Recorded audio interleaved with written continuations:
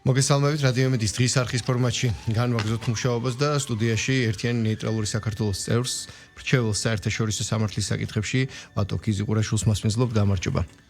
გამარჯობათ, მოგესალმებით, დიდი მადლობა მოწვევისთვის და მივესალმებით ჩვენს მსმენელს. მადლობა სტუმრობისთვის. ბატონო ვატოსთან ერთად მიმდინარე პროცესებს გამოვეხმაურებით და რა თქმა უნდა მთავარი თემა კლავის სანქციების საკითხია, რომელიც ისევ განხილვის საგანი გახლავთ და მას შემდეგ რაც გავრცელდა ეს ინფორმაცია დიდი ბრიტანეთის მთავრობის გადაწყვეტილებასთან მიმართებაში თქვენმა პარტიამ განცხადება გამოაქვეყნა, სადაც აღნიშნეს რომ ეს ყველაფერი არის პოლიტიკური შანტაჟის კიდევ ერთი მორიგი მცდელობა,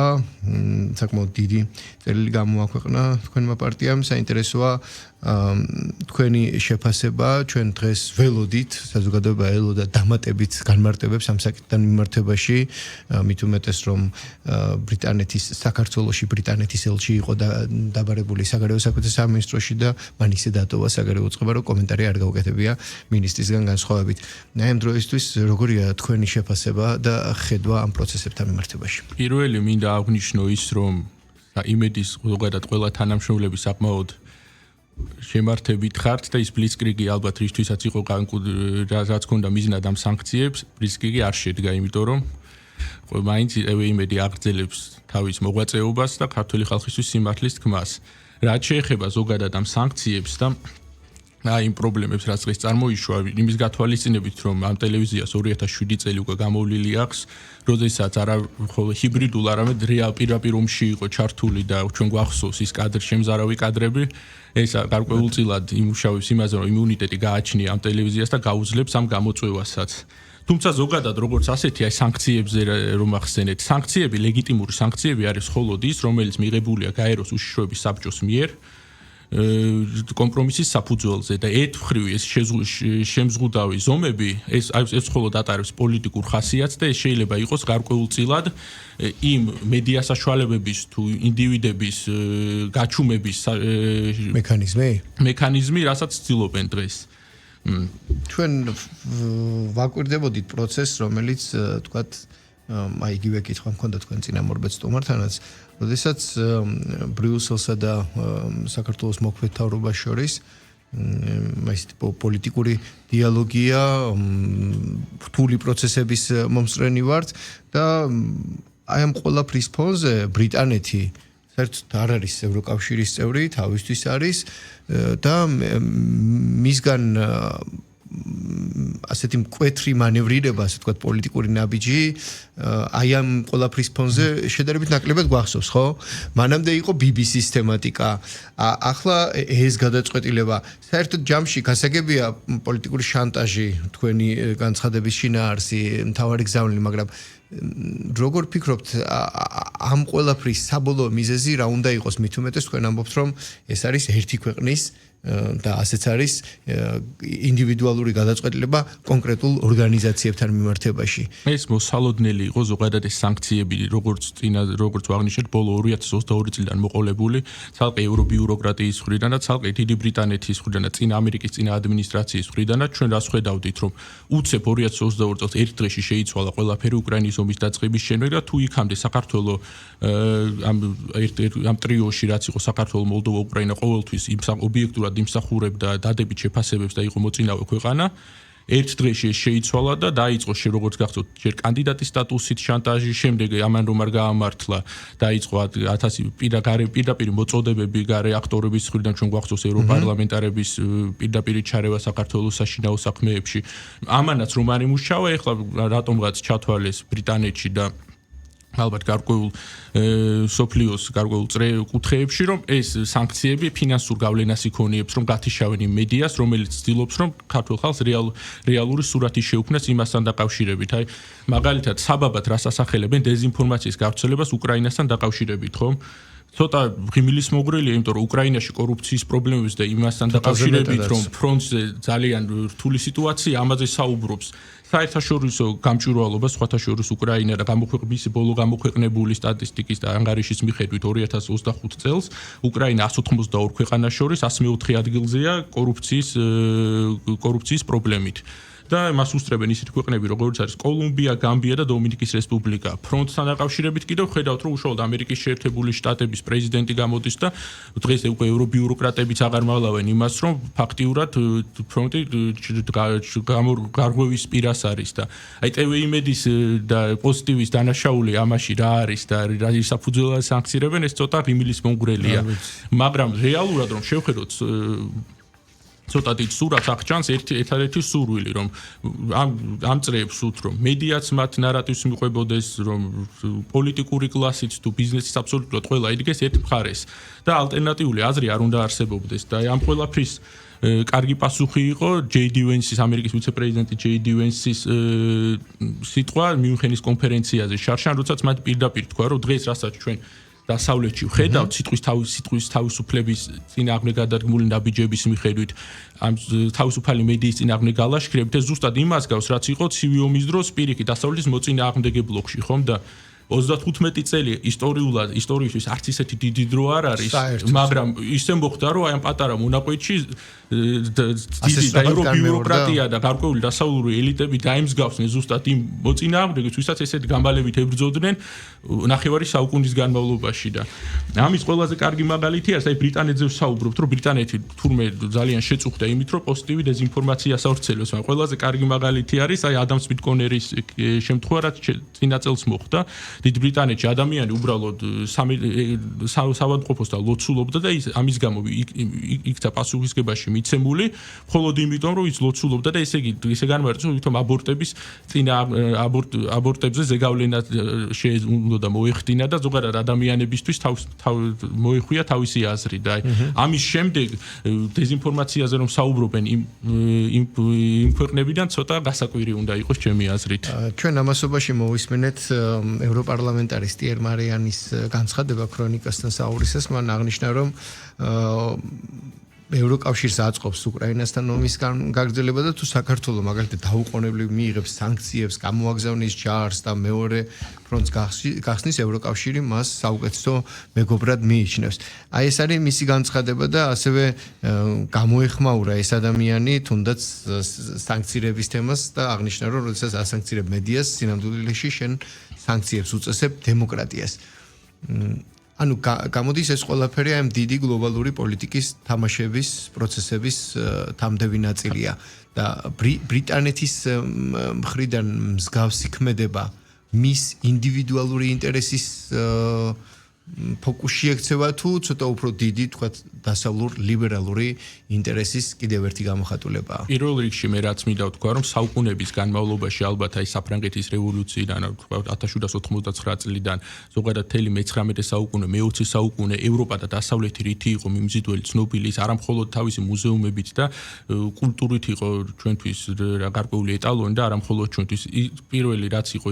კერძო საკუთრების ხელშეუხებლობა და სიტყვის თავისუფლება. სანქციებმა პირველ რიგში რასაც დაერქვა ეს იყო კერძო საკუთრების ხელშეუხებლობა, იმიტომ რომ ერთ დღეში ყოველგვარი სასამართლოს გადაწყვეტილების გარეშე, ყოველგვარი გაფრთხილების გარეშე ყოველგვარ საფუძველს მოკლებული გადაწყვეტილება შეიძლება იქნეს მიღებული და სიურპრიზად შეიძლება ეცნობოს მეორე მხარეს, რომ მისი ქონება, რაც მან დააგროვა, არის გაყინული და ჩამორთმეული. რაც შეეხება სიტყვის თავისუფლებას, თუ შეხედავთ ბოლო წლებში რამდენი მედია იყო და რამდენი ადამიანი დაჯარიმდა სოციალურ მედიაში აზრის გამოთქმის გამო, რაც უწყინარი სახის პოსტები იყო და არანაირად ძალადობას და რევანშიზმს არ ახალისებდა, ეს ყველაფერი გვაჩვენებს იმას, რომ დასავლეთმა დასავლეთს ვერ უტყოდა ევრობიუროკრატიამ შეიძლება ითქვას და ბრიტანეთის დღევანდელმა მმართველმა წრეებმა ამ ყველაფერზე უარი თქვეს და იმის პარალელურად ხედავთ ბრიტანეთში რამხელა სკანდალი არის ახლა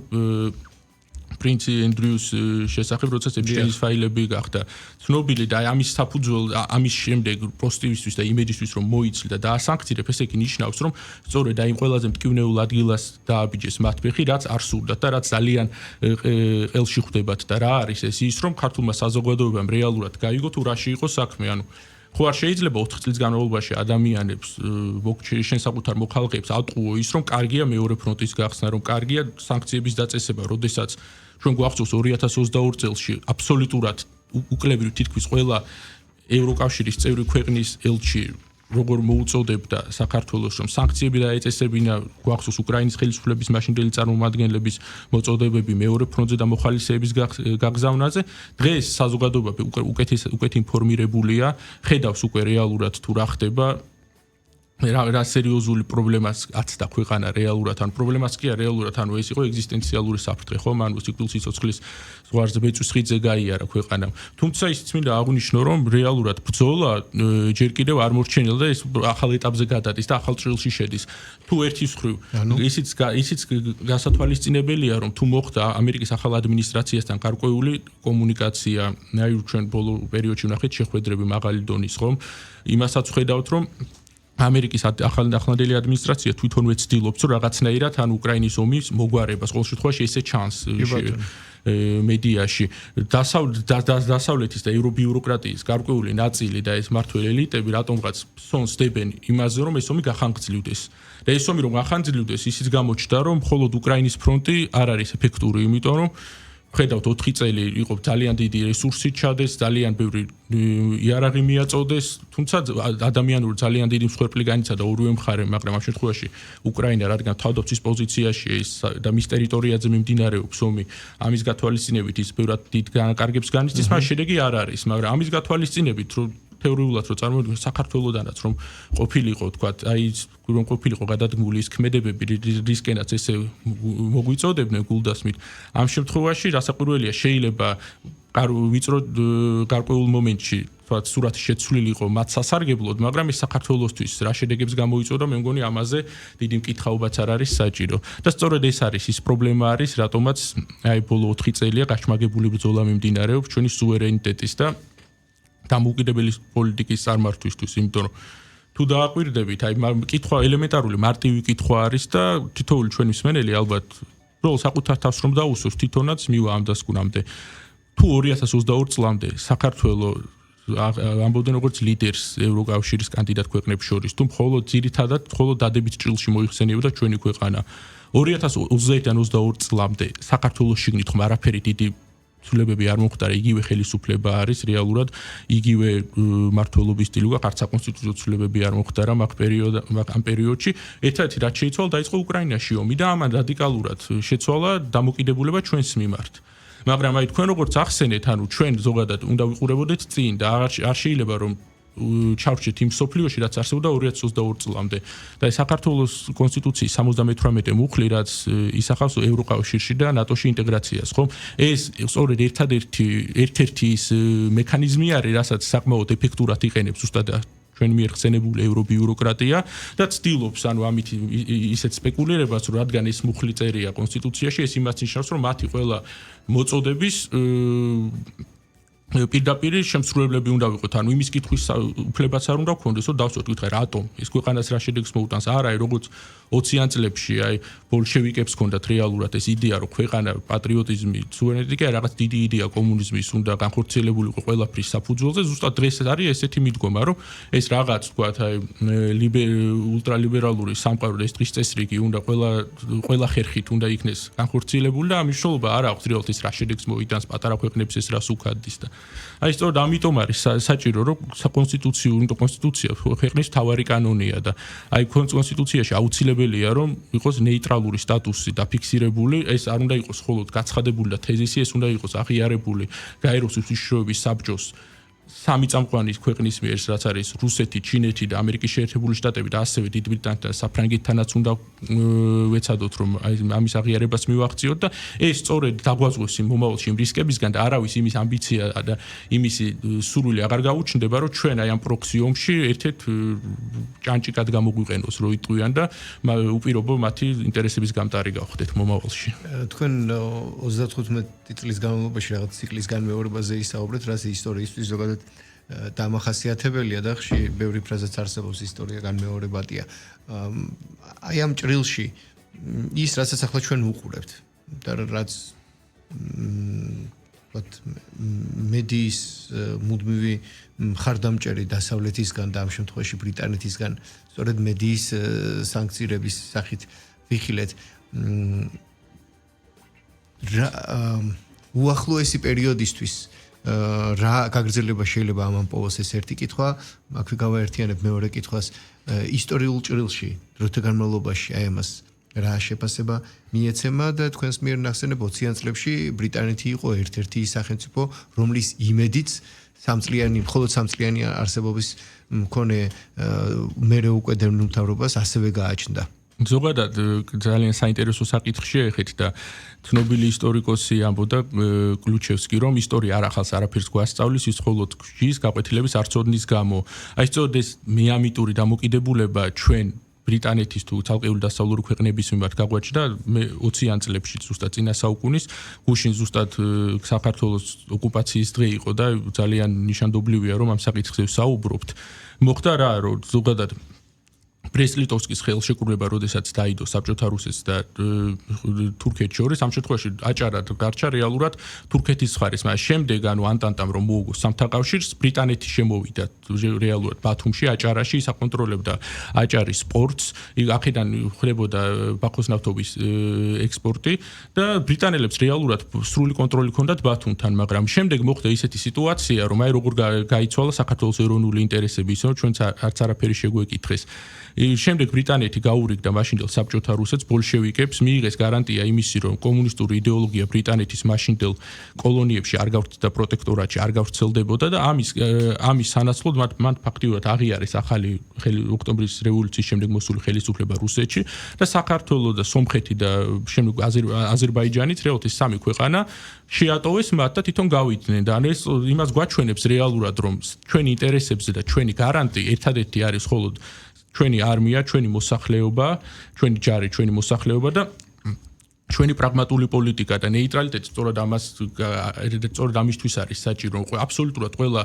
გარე აქტორთან უნდა გქონდეს თანაბარუფლებიანი ღირსეული თანამშრომლობა. არ შეიძლება ვიყურებოდეთ მხოლოდ ერთი მიმართულებით, ხომ? ამ ერთი მიმართულებით ყურების ორი მწარე გაკვეთილი განვიცადეთ ბოლო ერთ საუკუნეში. ეს იყო პირველი 1920 წელში და მეორე ჩვენ ყველას გვახსოვს 2008 წელში, ხომ გვახსოვს, როდესაც 2008 წელში შევგვპირდნენ ჩვენ მარტში ბუქარესტის სამიძე რომ მიუღებდნენ ნატოში, უკვე დაგვაყენეს ღია კარში გავიდა ფაქტი რამდენი წელი და ისე ღია კარში ვდგევართ, მაგრამ ზუსტად შედეგმაც სამწუხაროდ ამ პოლიტიკის არ დააყოვნა და 5 თვეში ვნახეთ ჩვენ რეალურად ბომბები როცვიოდა საქართველოს თბილისის დედაქალაქიდან 50 კილომეტრში გორში და ცხინვალის რეგიონის ოკუპაცია მოხდა და ძალიან დიდი და ტრაგიკული შედეგი მოყვა ამას და დღეს ჩვენ გაგვეხსნა ახალი შესაძლებლობების ფანჯარა. რეალურად, როდესაც მიდის ძველი მსოფლიო წესრიგის სრული დემონტაჟი და ხედავთ რომ ამის პარალელურად ყალიბდება ახალი მსოფლიო წესრიგი, ახალი მიდგომებით, ახალი ინსტიტუციებით, ხომ? ამაზე საუბრობთ. ეს პროცესი ახლა მიმდინარეობს. ეს პროცესი მიმდინარეობს, მაგრამ ეს არის როგორც პატარა ქვეყნისთვის, როგორც დიდი შესაძლებლობა, რომ პირიქით გადახედოს თავის საგარეო პოლიტიკას და პირიქით ამ სიტუაციაში უკეთ შეძლოს საერთაშორისო არენაზე პოზიციონირება, მეორე მხრივ ეს შეიძლება დიდი გამოწვევაც იყოს. აი ხედავთ უკრაინის მაგალითს, რომ ამ ძველი წესრიგის ნანგრევები ჩვენ არ უნდა მოვყვეთ. იგივე მოხდა ახლობით ჩვენ ვთქვათ 1918 წლის პირველი მსოფლიო ომის შემდეგ, ხო ნახეთ ჩვენ ერთალიგად ჩამოყალიბდა და რომელიც რეალურად ამ პროცესმა მოიტანა როგორც ცალკეული ქვეყნების დამოუკიდებლობები, აი ფინეთი გახდა დამოუკიდებელი ქვეყანა, მათ შორის საქართველოც, ბევრი ბალტიის ქვეყნები, მაგრამ აი ზუსტად ფინეთმა თავის დროზე შეძლო ის, რომ აი თავისი პრაგმატული პოლიტიკით, მეორე მსოფლიო ომის შემდეგ, იმიტომ რომ პირველი ზუსტად 45 წლის შემდეგ შეძლო ის, რომ ყოფილიყო ერთგვარი ხიდი და თანამშრომლობის ადგილი დასავლეთ და აღმოსავლეთ შორის, როგორც ავსტრიამ 1955 წლის ხელშეკრულების საფუძველზე შეძლო ის, რომ 10 წლების განმავლობაში ის იყო რეალურად ნეიტრალური და სტაბილური ქვეყანა და როდესაც რომელიმე სამხედრო ალიანსში ან ბლოკში მიიწევ ავტომატურად ხდები მეორე მხრის მტერი და ჩვენ გეოგრაფიას რო შეხედოთ ხომ საქართველოს მდებარეობს კავკასიაში ჩვენ ზურგზე ვერ მოვიკიდებთ ამ ქვეყანას და ვერ გადავიდანთ ვერც ევროპის შუაგულში ვერც აზიაში ჩვენ ვართ რეალურად ევროპის და აზიის გასაყარზე და ისტორიულად ძალიან დიდი ლოგისტიკური და სატრანსპორტო ფუნქცია გაგვაჩნდა ხომ და ეს უნდა გამოვიყენოს ჩვენ სასიკეთოდ და არ უნდა ჩავებათ სხვის სცენარებში რაც მხოლოდ ნგრევას და ომს გვიქადდის ხომ და ეს ჩვენ ზურგზე გამოვცადეთ არც თუ ისე დიდი ხნის წინ გასაგებია თქვენი პარტიის მიერ გამოქვეყნებულ განცხადებაში მითითებულია რომ დიდი ბრიტანეთის მიერ გადადგმული ნაბიჯი ამით არ დასრულდება და ქართული საზოგადოება და ხელისუფლება ყურადღებით უნდა იყოს და ასევე მითითებული გაქვთ რომ ადეკვატური პასუხი უნდა გაეცეთ დიპლომატიური ჩარჩოებიდან გასული ელჩების დამხედურ დავდასხმებს, აი ესეთი ტექსტი არის თქვენ განცხადებაში, აი ამ ორ მიმართულებაში რას გულისხმობთ ერთ პერსპექტივაში, რას ხედავთ და რეალურად რუბიკონი უკვე გადალახულია, ჩვენ ხედავთ რომ აღარ ერიდებიან უკვე არც არანაირი დიპლომატიურ ეტიკეტს არ იცავენ, არც ზოგადად საერთაშორისო სამართლის ელემენტარულ ნორმებს, აკეთებენ მხოლოდ იმას, რაც მიაჩნიათ თავიანთი გადმოსახედიდან, რომ ამ სიტუაციაში მათთვის მომგებიანი მაქვს. ხშირად იმის გათვალისწინებით, რომ ამდენი ხნის განმავლობაში ქართულ ხალხს მაინც ვერ გაუგეს პონტ და ვერ ჩვენი ზოგადად ქართული ხალხის აზროვნება ვერ შეისწავლეს, ხშირად მათი გათვლები არ მართლდება, მაგრამ ამ შემთხვევაში ზოგადად მათ გონიათ მათ გონიათ ის რომ თუ არის მოქმედა არანაირმა გარემოწოდებებმა რომ ქართველი ხალხი როგორც არასდროს ისეთი მომზადებული დახვდა აი ამ შემთხვევაში ამ სოფლიო გარდაქმნებს და არაყვა გარედან წახალისებულ ჩვენ ხერ რევოლუციურ სცენარებს ეხლა გონიათ რომ იმიტომ რომ საქართველოს ეკონომიკურად საქართველოს არ გააჩნია იმ მასშტაბის ეკონომიკა რაც დასავლეთის ქვეყნებს აქვს რომ აი სწორედ ამ ეკონომიკური შეიძლება ეს ჩაითვალოს გარკვეული აგრესიაც არის ეს ხო ანუ ეკონომიკური ამ შებოჭვის საშუალებით შეძლებენ რომ ან ხალხი ააბუნტონ ხელისუფლების წინააღმდეგ და მოიყვანონ მათი ისეთი ხალხი ხელისუფლებაში ვინც მათ ინტერესებს ატარებს ან კიდევ საერთოდ ქვეყანა ბოლომდე მოახჩონა და ბოლომდე ეკონომიკურად ბოლომდე შეზღუდონ. მაგრამ ამ შემთხვევაშიც იმის გათვალისწინებით, რომ მონოპოლია მათ უკვე აღარ აქვთ არც მსოფლიო ფინანსებზე და არსებობს ბევრი ფინანსური ცენტრი მსოფლიოში ჩვენ ხედავთ როგორ ვითარდება ჩინეთი თუ როგორ ამხელა ძვრები მიდის ინდოეთში ზოგადად რასაც ადრე ეძახდნენ მესამე სამყაროში და რაც დღეს ყველაზე განვითარებადი ქვეყნები არის ხომ ეკონომიკური ზრდის მიხედვით რომ ნახოთ აი ეს იმის საფუძველს გვაძლევს რომ ისინი საბოლოოდ მიხვდებიან რომ ეს არ არის მათი ხრიდან სწორი ნაბიჯი და დადგება დღე როდესაც პირიქით იმ საქართველოს მნიშვნელობას კიდევ ერთხელ გაანალიზებენ თუნდაც შუა დერეფნის ფუნქციას თუნდაც იმას რომ ეხლა კაბელის ქვეშა კაბელმა უნდა გაიაროს რეალურად ჩვენს ტერიტორიულ წყლებში ამ ყველაფრის საფუძველზე მაინც მე მგონია რომ დაუბრუნდებიან პრაგმატულ და რეალისტურ პოლიტიკას ჩვენ მიმართებაში და აღარ იქნებათ ის მოთხოვნები რაც დღეს გააჩნიათ მაგრამ ამას ჩემი გათვლებით გარკვეული დრო დაჭირდება იმიტომ რომ დღეს გარკვეული ეიფორიას ვფოს განსაკუთრებით უფრო აი ევრობიუროკრატიაში და აი ბრიტანეთის მმართველ წრეებში თორემ ჩვენ ხედავთ რომ ახალ ადმინისტრაციასთან შედგა საკმაოდ კონსტრუქციული საუბარი ამასთან ერთად მე მინდოდა მეთქვა იმ საკითხზე რაც თქვენ ახსენეთ რომ აი კიდევ რა შეიძლება იყოს კიდევ შეიძლება იყოს ეს სანქციების მუქარა კიდევ შეიძლება იყოს გარემოწოდებები თუმცა მე ვფიქრობ რომ ამას საზოგადოებაც და ხელისუფლებაც უფრო მომზადებული და გაანალიზება ჭირდება ამას გასაგებია ჩვენ აი ამ ყველაფრის ფონზე ვაკვირდებით ვიქტორ ურბანის საინტერესო განცხადებებს ნუ მისი განცხადებები საკმაოდ განსხვავებულია ხოლმე და ევრობიუროკრატიის დღის წესრიგის შეუსაბამოა ხოლმე და საინტერესო რამეს ამბობს რომ ერთი ხას უსვამდა რომ ახლა უკრაინას უნდა რომ უნგრეთიც ომში ჩაერთოს და ზოგადად ომის საშიშროების თემაზე აკეთებდა აქცენტ მაგრამ მისი სიტყვები რომ ევროპა დაშლის გზას ადგას ამ შემთხვევაში არ მგონია ეს უბრალოდ პოპულისტური განცხადება იყოს ჩვენ აღნიშნეთ რომ ახლა მართლაც ასია გლობალური გეოპოლიტიკური რეკონსტრუქცია მიმდინარეობს და ეს პროცესი ყოველთვის ტკივნეულია და რთულია ან ჩვენ თაობა უკვე მერამდენად არის ამ პროცესში და საბჭოთა კავშირის დაშლის შემდეგ და მით უმეტეს ალბათ მეორე მსოფლიო ომის შემდეგ შექმნილი დღის მსოფლიო წესრიგი ირღვევა და საერთოდ სხვა მოცემულობაში ვართ და დასავლეთის თქვა ცენტრისტული შესაძლებლობები გლობალური ახლა უკვე ჩინეთის მხრიდან მინიმუმ ერთგვარი საპირწონე იქნება და გავლენის დიდი წერტილები უფრო იზრდება აი ამ მოცემულობაში, როდესაც იგივე ამერიკის შეერთებული შტატების ზოგადი გლობალური გეოპოლიტიკური ხედვაც კი ბოლომდე არ გვინახავს ჩვენ ნახეთ მისი შესაძლებლობის გამყარება თავისსავე სივრცეში ამერიკის კონტინენტზე, ხო? საუბრობ ამ წლის დასაწყის პირველ სიურპრიზზე, რასაც მეზობელი ქვეყნის პრეზიდენტის შემდეგ უკვე სასამართლოს ხდომათა დარბაზში მიყვანა გულისხმობდა ახლა ირანის საკითხი, ახლო აღმოსავლეთი პროცესი არის ცოცხალი და მძვინვარე. აი ამ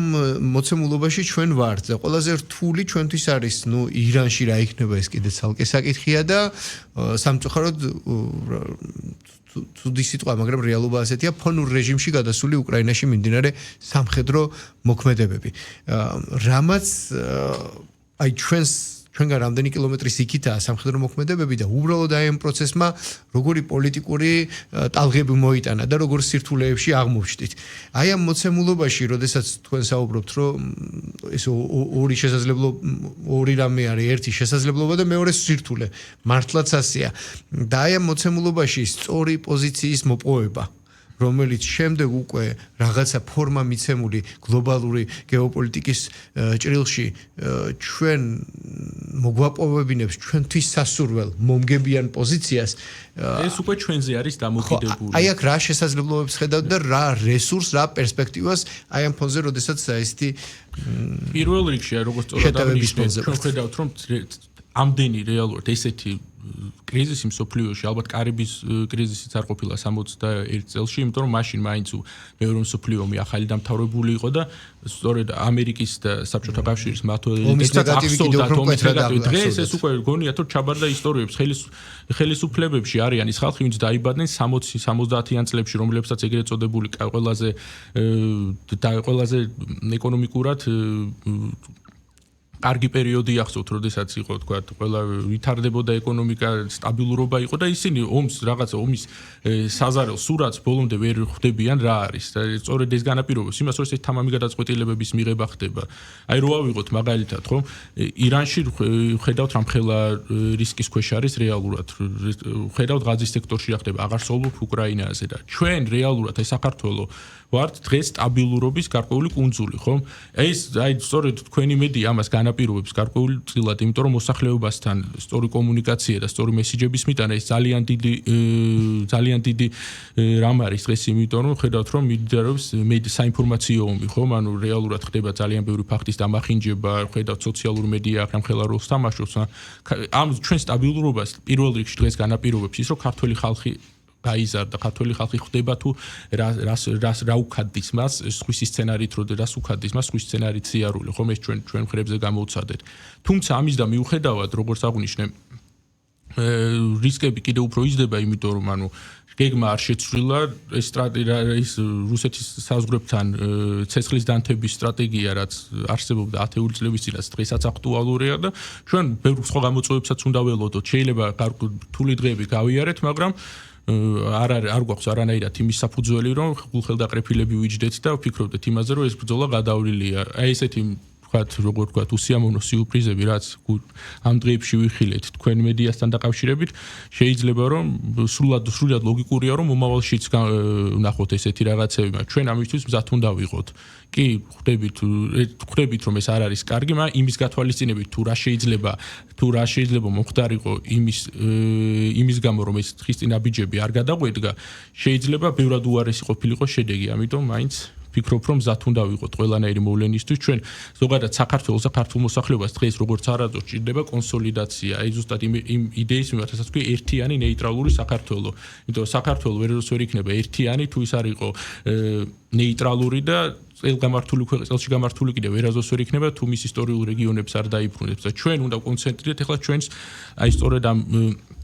ერთმანეთთან საუბარზე, თქვათ, ერთმანეთისთვის სწორი აზრების გაზიარებაზე, იმიტომ რომ ჩვენ გლობალურ პროცესებს ვერ შევცვლით, ანუ ეს ჩვენგან დამოუკიდებლობად ხდება, მაგრამ ჩვენ შეგვიძლია ის, რომ ადეკვატური პასუხები გავცეთ იმ მოვლენებს და ადეკვატურად შევხვდეთ იმ მოვლენებს, რაც გარეთ ხდება. სამწუხაროდ აი ეს ჩვენ ვერ გავითვალისწინეთ 20-იან წლებში, ვერ გავითვალისწინეთ სამწუხაროდ 90-იან წლების დასაწყისში, მაგრამ დღეს ალბათ სწორედ აი ამ პერიოდში ჩვენ მოხდა რაღაც ჩვენი როგორც იტყვიან უფრო როგორც ერი გავიზარდეთ და მოხდა ჩვენი როგორც დამოუკიდებელ რეალურ სახელმწიფოდ ჩამოყალიბება. და ისტორიულადაც რომ შევხედოთ, ხომ აი სულ გადავიდეთ, აი პატარა ისტორიული კურსიც რომ გავაკეთოთ. ერეკლე მეფემ აი რომ ხშირად აკრიტიკებენ, რომ რატო დადო გიორგიევს ტრაქტატიო. ზუსტად როგორც ჩვენ ერეკლე მეფესაც სურდა ევროპასთან ღირსეული, ვთქვათ, კონსტრუქციული დიალოგი, კავშირების დამყარება, ის უშუალოდ თვითონაც რამდენჯერ იყო ჩასული, ვთქვათ, აი ბოლო არქივები რომ გაიხსნა ჩანდა თუ მისი ავსტრო-უნგრეთ ჩის იმპერიაში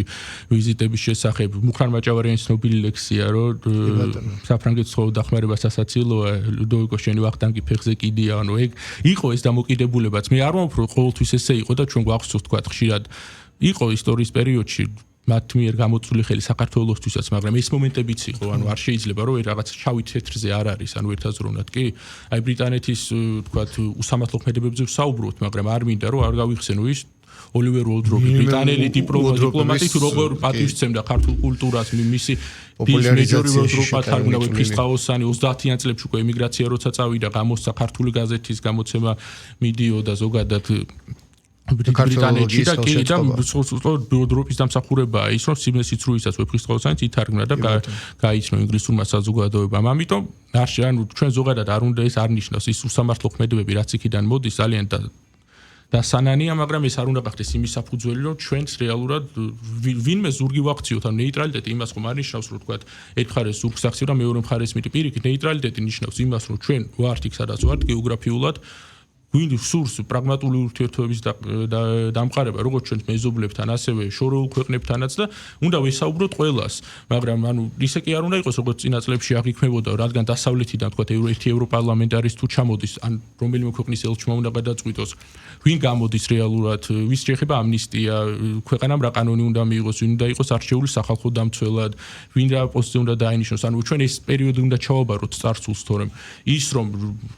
თუ ვინმე თქვა ეს იქნება ინვესტიცია თუ რაიმე სხვა წინადადება საქართველოს საზოგადოებრივ წინადადებით მოდის და მე მათ მჯერა რომ ბევრი ისეთი შეხების წერტილი იქნება საქართველოს და დასავლეთ შორის რაც ორმხრივ ინტერესებზე დაფუძნებული იქნება თუნდაც ენერგეტიკის სფეროში თანამშრომლობა ტრანსპორტირება თქვა გაზი ჩვენ ხედავთ რომ ეხლა შუა დერეფანი კიდე უფრო აქტუალური ხდება და ზოგადად საქართველოს იქნება ეს ამ ჯაჭვში ერთ-ერთი წამყვანი ქვეყანა და აი ამაზე უნდა ვიყოთ კონცენტრირებული თორე იმას ჩვენ არ ვსაუბრობთ იმას რომ ვიღაცასთან კონტაქტი უნდა გავწყვიტოთ მაგრამ ეს იდეოლოგიაზე დაფუძნებული თქვა აი რაღაც ალტრუისტული პოლიტიკა რომ აი რაღაც სამხრივ რეჟიმში სიყვარულად სამხრივ რეჟიმში მეგობრობა ეს არაფრის მომტანი არ არის და კიდევ არ შეიძლება არ მივუბროთ უკრაინის თემას ანუ რიქაც ხო რეალურად აი ამის პრობლემები მაქედან დაიწყო როდესაც უპირობოდ იღებდნენ ყველაფერს რაც მოდიოდა თქვა დასავლური ქვეყნებიდან სწორედ ამის საფუძველზე მოხდა 2014 წელს სახელმწიფო გადატრიალება ევრომაიდანი და ხედავთ ამის შედეგებს ხომ და ყველაზე გასაკვირი ის არის რომ ანუ ელემენტარულიაც დაპირდნენ ხო 10 წელი გავიდა და 12 წელი გავიდა ფაქტიურად იმის შემდეგ და მაშინ ისეთი განცხადებები იყო რომ დღეს თუ არა ხვალ შედიოდნენ ევროკავშირში და რა ვიცი 12 წელია და დღესაც 12 წელი გავიდა და დღესაც საუბრობენ დასავლეთის მართველი ელიტები ზოგადად ჯერ კიდევ შორს არის უკრაინის ევროკავშირში გაწევრიანება და ამიტომ ჩვენ არ უნდა ხელმძღვანელოთ გარკვეული თეზისებით მოწოდებებით არამედ უნდა შევაფასოთ თუ ჩვენ ქვეყანას ყველაზე უკეთ რა მეტად რა ჭირდება კონკრეტულ მომენტში გასაგებია მადლობა სტუმრობისთვის ამასობაში ჩვენი საერთო დროც ამოიწურა დიდი მადლობა თქვენი პოზიციის გაზიარებისთვის რადიონის მსმენელს შევახსენებ რომ ჩვენ ერთიანი ნეიტრალური საქართველოს წევრს და ორგანიზაციის პარტიის მრჩეველს საერთაშორისო სამართლის საკითხებში ვატო გიზიყურაშვილს მასპინძლობდით ჩვენი მასთან დიალოგი რადიონის Facebook გვერდზე აიტვირთება ნახვამდის